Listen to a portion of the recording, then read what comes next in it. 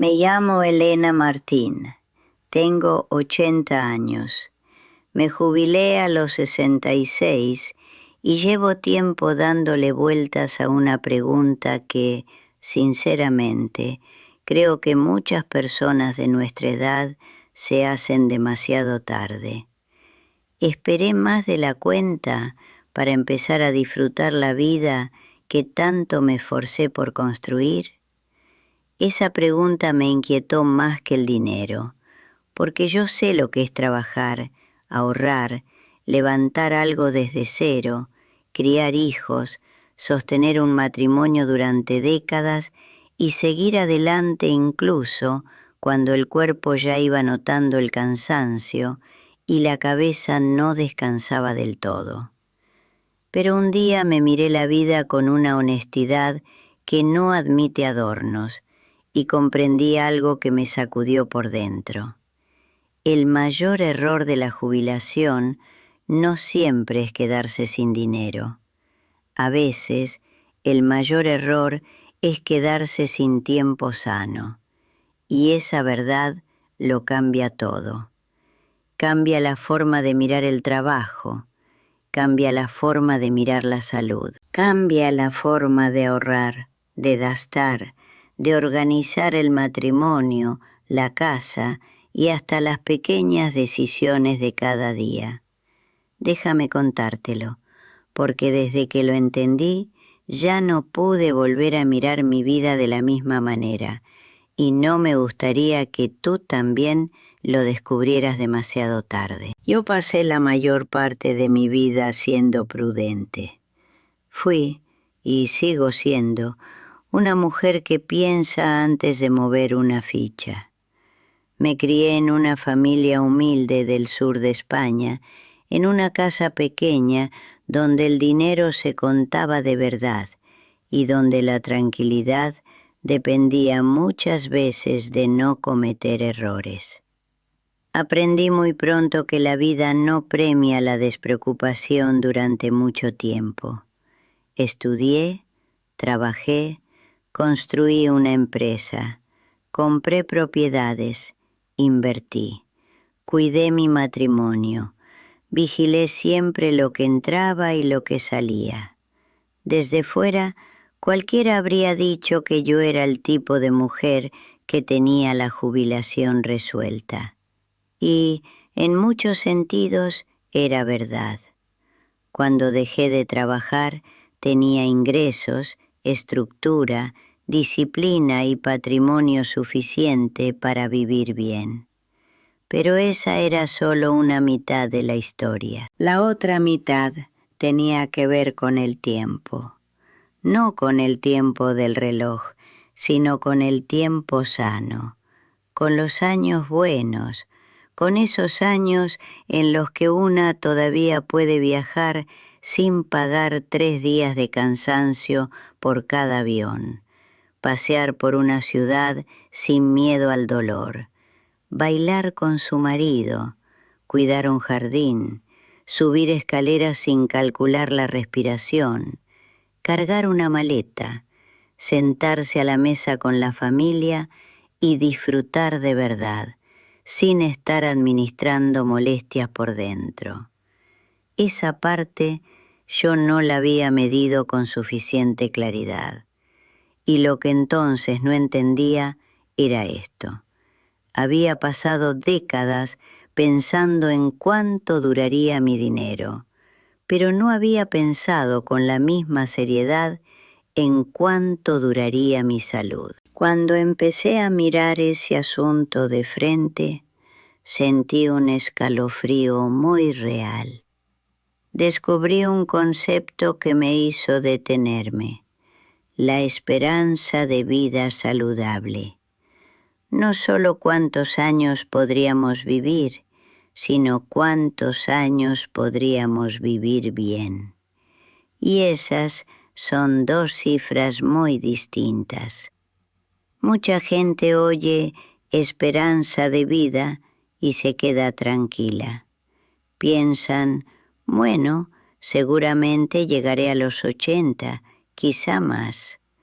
Pero una cosa es seguir viva y otra muy distinta es sentirse bien, moverse bien, pensar con claridad y conservar la independencia. Lo que más me impresionó fue entender que la distancia entre estar viva y estar bien puede ser mucho mayor de lo que casi nadie se prepara para asumir. Cuando vi los datos explicados de una forma sencilla, entendí por qué este tema importa tanto. Vi países donde la gente se mantiene sana hasta bien entrada la vejez. Japón estaba entre los primeros, también Singapur, Corea del Sur, Suiza, España, Francia, Italia.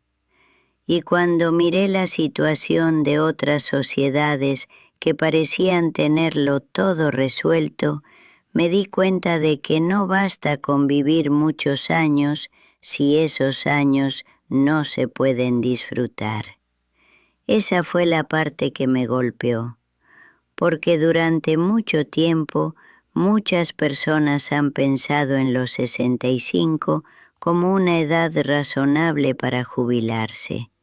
Yo también lo pensé, pero entonces me hice una pregunta muy incómoda. Si una persona llega a esa edad y empieza poco después a notar un deterioro real de su salud, ¿qué ha estado esperando exactamente? No estoy diciendo que todo el mundo pierda la salud al cumplir cierta edad. No estoy diciendo que a mí me ocurriera así, ni que vaya a pasarte a ti. Las medias son medias, no condenas. Pero las medias sirven para una cosa muy útil. Nos obligan a mirar la realidad y dejar de vivir en fantasías cómodas. Nos obligan a dejar de pensar que esas cosas siempre les pasan a otros. Nos obligan a dejar de actuar como si el tiempo saludable fuera infinito. Déjame decirte algo que a mí nadie me dijo con suficiente firmeza cuando era más joven. Planificar la jubilación no consiste solo en reunir dinero para dejar de trabajar. Consiste en asegurarte de que todavía te queda vida buena para disfrutar de la libertad que pasaste décadas comprando. Entonces empecé a pensar en la gente que había conocido, en los hombres de mi familia, en las mujeres también. Pensé en quienes llegaron fuertes a cierta edad y en quienes no. Pensé en las personas que trabajaron toda la vida, se sacrificaron, lo aplazaron todo y justo cuando por fin iban a empezar a disfrutar, enfermaron. Pensé en una frase triste que he escuchado demasiadas veces. Ahora que iba a vivir un poco. Esa frase, a cierta edad, pesa mucho. Significa que el plan existía, pero el cuerpo ya no acompañó.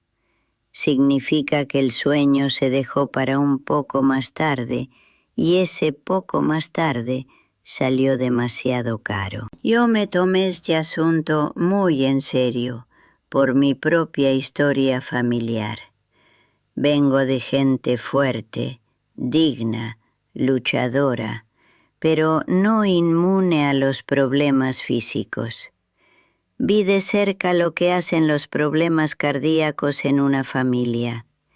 Vi el miedo en torno a médicos, hospitales, análisis y resultados. Aprendí que los antecedentes no lo deciden todo, pero ignorarlos es una imprudencia. Así que dejé de hablar del tema en abstracto. Dejé de decir la gente. Empecé a decir yo. ¿Qué riesgos tengo yo? ¿Qué patrones hay en mi familia? ¿Qué debo vigilar ahora y no dentro de 10 años? Ese cambio me hizo más honesta y también más responsable. Luego empecé a ver otra tendencia que me preocupó todavía más. Mucha gente se está jubilando más tarde, no antes. Hay personas que siguen trabajando entre los 65 y los 69. Otras siguen en los 70. Algunas incluso más allá. Y sí, ya sé que hay quien sigue trabajando porque le gusta, porque disfruta sintiéndose útil, porque necesita estructura, propósito, una razón para levantarse y arreglarse por la mañana. Yo entiendo perfectamente eso. A mí siempre me gustó sentirme útil, pero no nos engañemos. Muchas personas no trabajan más años porque les llene el alma. Trabajan más años porque no pueden dejar de hacerlo. Y eso es muy delicado si la salud ya empieza a dar señales de desgaste. Hay una diferencia enorme entre elegir seguir trabajando y verte obligada a seguir trabajando. La primera me parece respetable, la segunda me preocupa.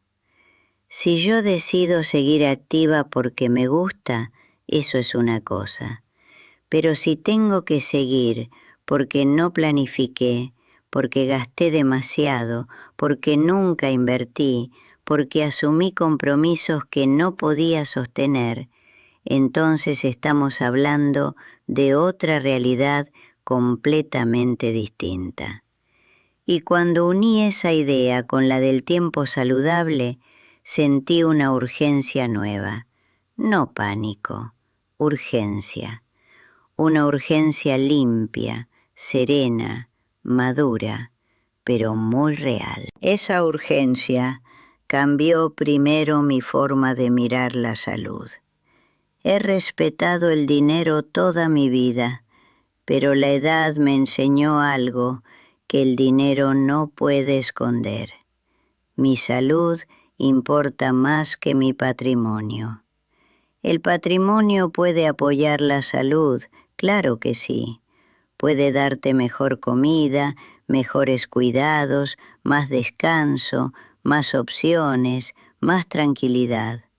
Pero el dinero sin salud tiene límites muy claros.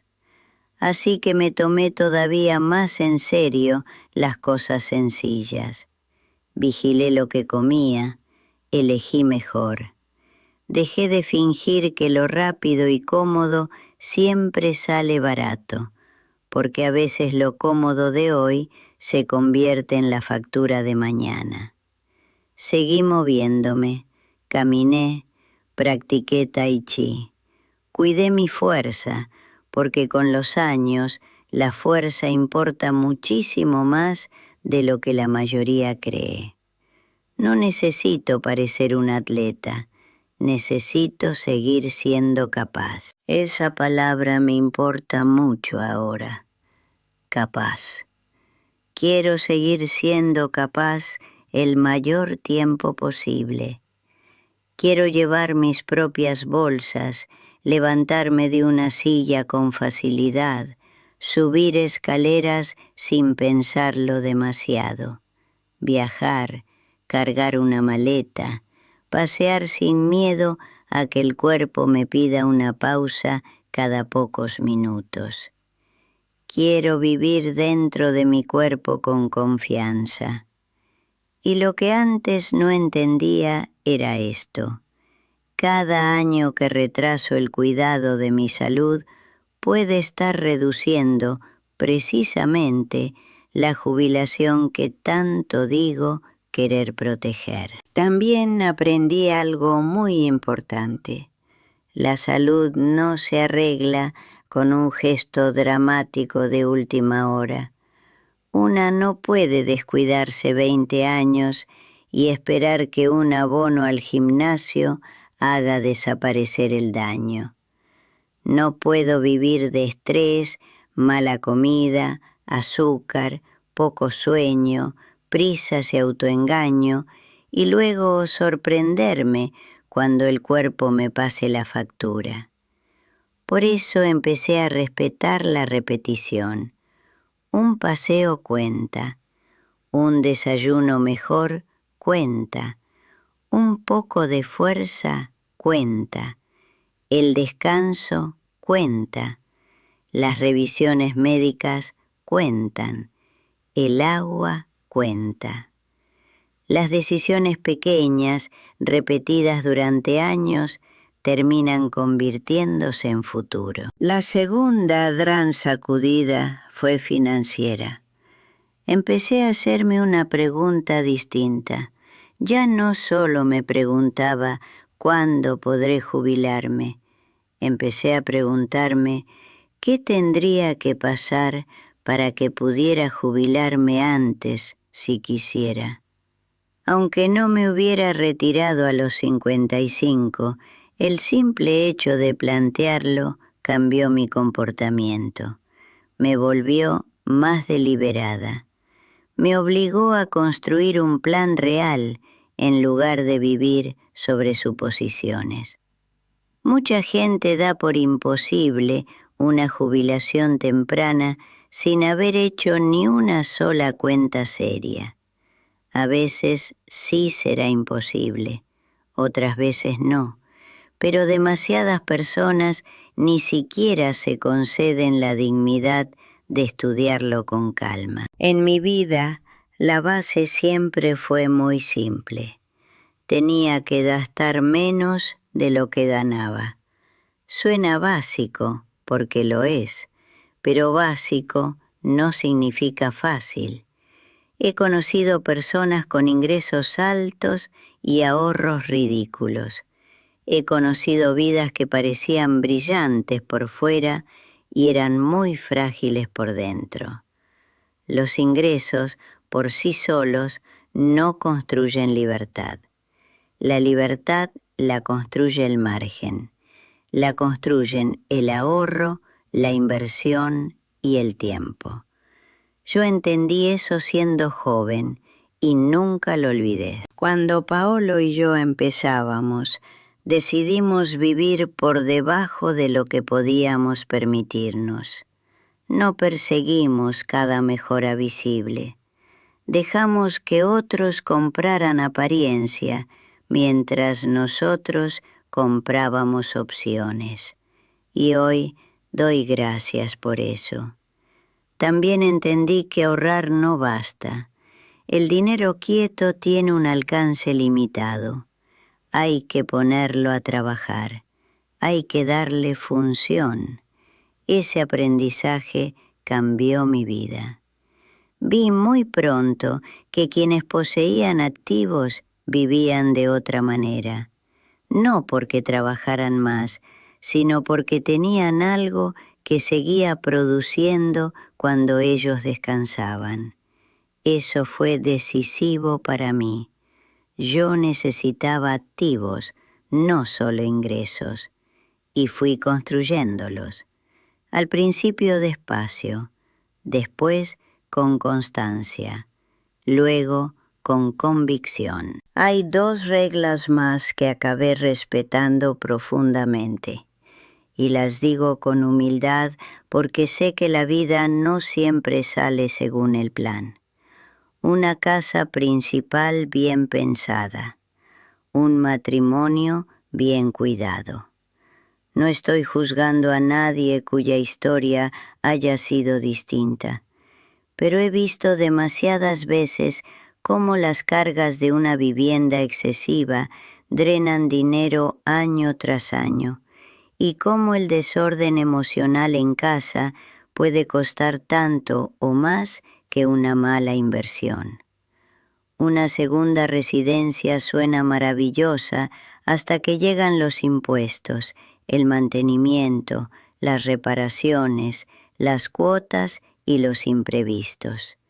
Y una relación inestable puede producir un desgaste parecido por otro camino. Mi matrimonio no fue perfecto, ningún matrimonio largo lo es.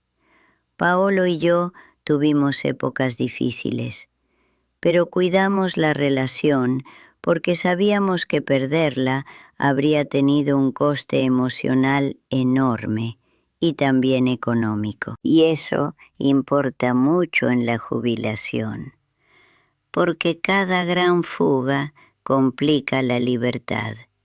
Demasiada casa, demasiada deuda, demasiado caos, demasiado gasto para impresionar, muy poca planificación. Todas esas cosas no arruinan necesariamente una vida de golpe. A veces hacen algo más silencioso, retrasan la tranquilidad año tras año, hasta que una persona despierta un día con 67, sigue cansada, sigue trabajando y sigue diciéndose que ya llegará su momento. Luego está la inversión, y aquí es donde mucha gente se distrae con la parte equivocada. Piensan que el éxito está sobre todo en encontrar la acción correcta, acertar con el momento perfecto o tener una intuición brillante. Entiendo por qué esa idea seduce, suena emocionante, suena inteligente. Pero con el tiempo comprendí que uno de los factores más importantes a largo plazo no es adivinar, sino asignar bien. ¿Cuánto está en renta variable? ¿Cuánto en algo más estable? ¿Cuánto riesgo puedo tolerar de verdad, no solo en teoría, cuando el mercado está tranquilo? Lo que yo no sabía entonces es que el riesgo emocional es tan real como el matemático. Muchas personas creen que aguantarán bien una caída del mercado hasta que la ven delante. Entonces entra el miedo, y el miedo hace ruido. Lo sé porque yo misma cometí errores. Vendí antes de tiempo por miedo y aprendí la lección de forma cara. Sé lo que se siente al ver cifras en rojo y pensar que quizá lo peor aún no ha pasado. Por eso ya no confío en la valentía de salón, confío en la preparación. He vivido lo suficiente como para saber que la experiencia ajena tiene mucho valor. Alguien que ha visto crisis, recesiones, caídas y recuperaciones puede ayudarte a no convertir tus nervios en decisiones irreparables. Esa guía no es magia, es perspectiva. Y en la planificación de la jubilación, la perspectiva puede ahorrarte años de arrepentimiento. No te estoy dando asesoramiento financiero personal, solo te digo lo que yo aprendí a respetar. Un plan sensato, una estructura realista y una mano firme valen mucho más que la emoción del momento. Pero la enseñanza más profunda no fue sobre fondos, porcentajes o mercados. Fue sobre la urgencia, una urgencia saludable. Empecé a pensar en semanas, no solo en años. Al pasar cierta edad, una comprende algo muy sencillo. Los años parecen muchos cuando se miran desde lejos, pero las semanas desaparecen sin hacer ruido. Una semana se convierte en un mes en una estación en un año. Y de pronto levantas la vista y un nieto ya se ha hecho adulto. ¿Sabes qué fue lo que más me sorprendió? Que pensar en semanas me hizo más honesta que pensar en décadas. Las décadas parecen amplias, las semanas son concretas. Las semanas obligan a hacer mejores preguntas. ¿Estoy viviendo bien ahora? ¿Estoy aplazando alegrías sin necesidad? ¿Estoy cuidando mi cuerpo? ¿Estoy usando mi tiempo en lo que importa? ¿Sigo diciéndome que ya lo haré más adelante? Ese más adelante puede robar una vida entera. Más adelante viajaré, más adelante me cuidaré, más adelante ahorraré en serio, más adelante invertiré, más adelante arreglaré el matrimonio, más adelante disfrutaré lo que he construido. He oído esa palabra toda mi vida y pocas palabras salen más caras que luego. No te digo todo esto para asustarte, te lo digo porque me habría gustado que alguien me lo hubiera explicado así de claro antes. Yo trabajé mucho y me siento orgullosa de ello. Construí patrimonio y también me siento agradecida. Pero a los 80, el mayor lujo no es el dinero, es el tiempo con suficiente fuerza para disfrutarlo.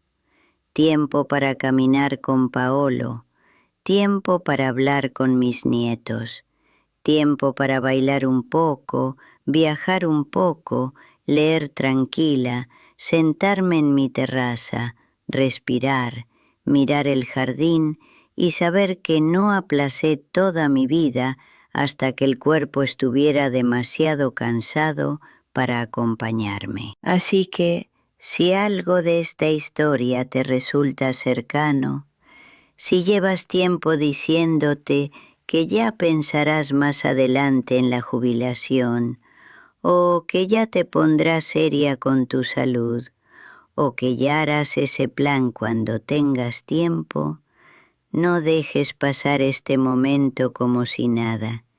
Siéntate con ello, haz números, mira tu historia familiar, mira tus hábitos con honestidad. Protege tu salud como si importara más que tu sueldo, porque llegará un día en que así será.